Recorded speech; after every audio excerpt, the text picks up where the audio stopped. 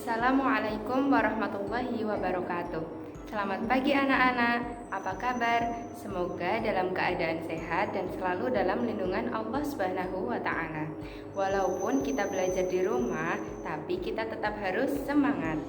Nah, pada pertemuan kemarin Ibu sudah menyampaikan materi yang berisi tentang Quran Surat Al-Bayyinah beserta artinya dan juga hadis tentang keikhlasan beserta artinya. Dan pada kesempatan kali ini Ibu akan menjelaskan tentang intisari dari Quran Surat Al-Bayyinah dan juga hadis yang terkait.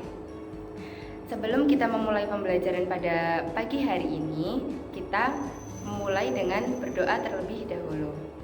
Berdoa mulai.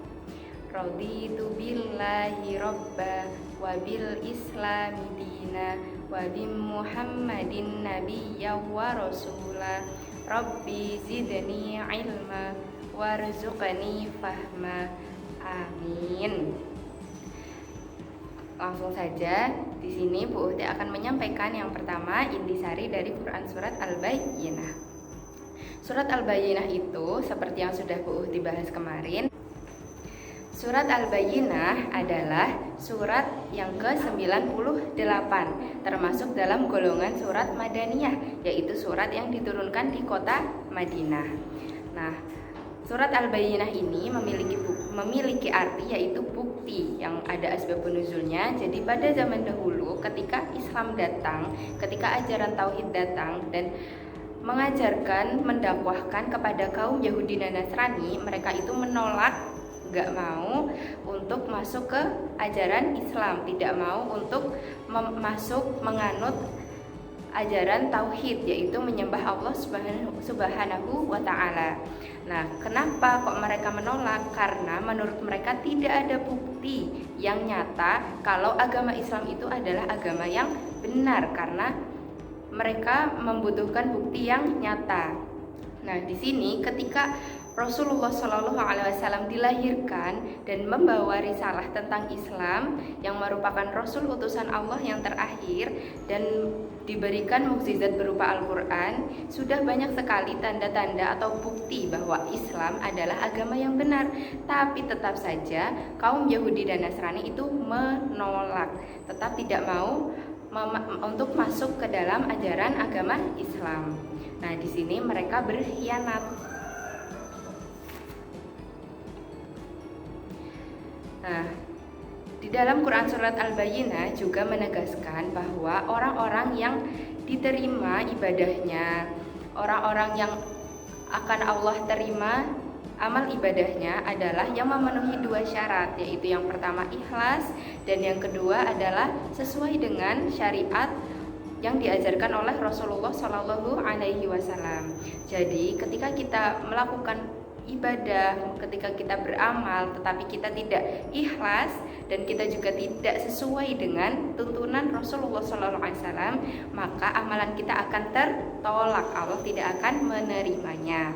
Misalnya ketika kita beramal tapi kita itu niatnya pengen biar orang-orang tahu, misalnya kita bersedekah ke panti asuhan tapi dengan niat agar kita itu terlihat dermawan, itu juga tidak akan diterima amalnya oleh Allah karena kita itu tidak ikhlas.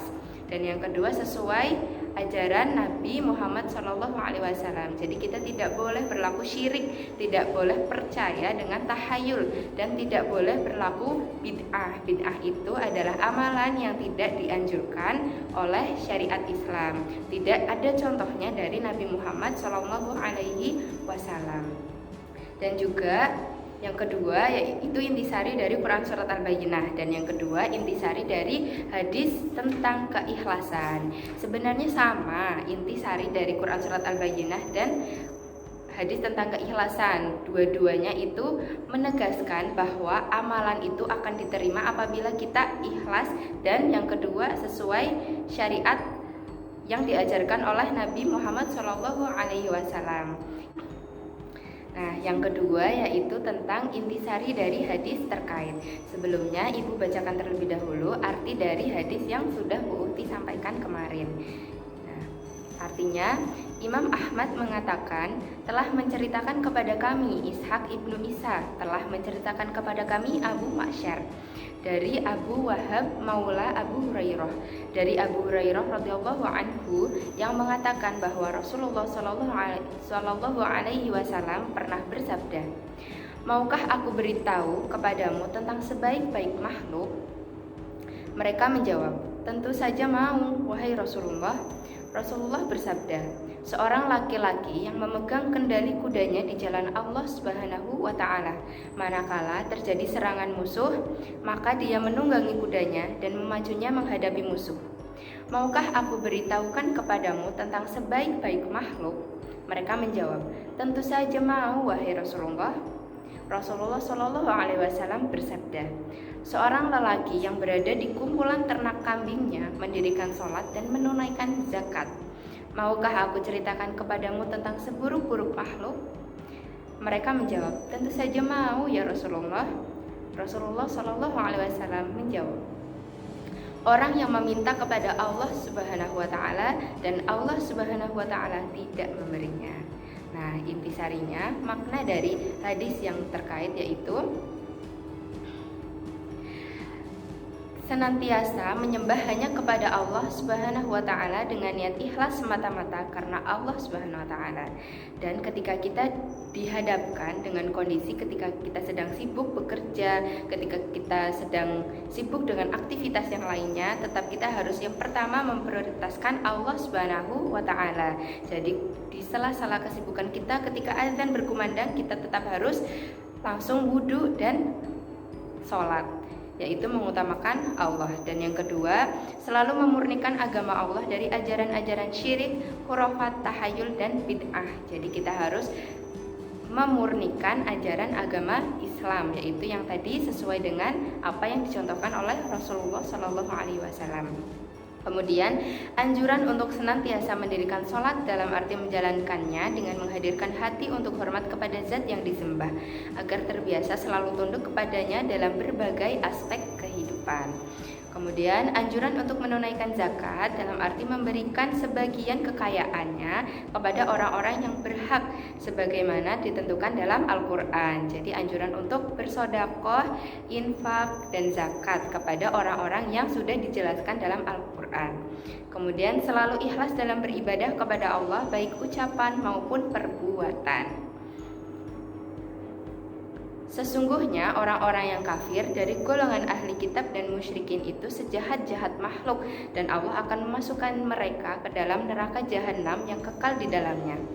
Jadi orang-orang kafir yang tidak mau menyembah Allah, yang tidak mempercayai Nabi Muhammad adalah Rasul Allah, maka mereka adalah seburuk-buruknya makhluk dan Allah akan memasukkannya ke dalam neraka. Kemudian yang kedua, sesungguhnya orang-orang yang beriman dan mengerjakan amalan yang solih, mereka itu adalah sebaik-baiknya makhluk dan Allah akan memasukkannya ke dalam surga yang mengalir padanya sungai-sungai. Jadi cukup sekian pembelajaran yang Bu Uhti sampaikan. Inti dari materi pada hari ini yaitu ringkasannya dari Quran Surat Al-Bayyinah dan juga hadis yang terkait. Yang pertama, ketika kita beribadah harus senantiasa ikhlas, dan yang kedua sesuai dengan tuntunan Nabi Muhammad Shallallahu alaihi wasallam. Nah, seperti itu ya anak-anak, semoga apa yang Bu Uhti sampaikan anak-anak paham dan bisa diterapkan pada kehidupan sehari-hari.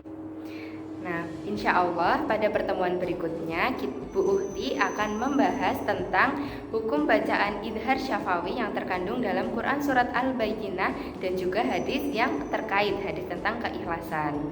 Cukup sekian untuk hari ini. Bila Bu Uhti banyak kesalahan dalam menyampaikan, mohon maaf. Wassalamualaikum warahmatullahi wabarakatuh.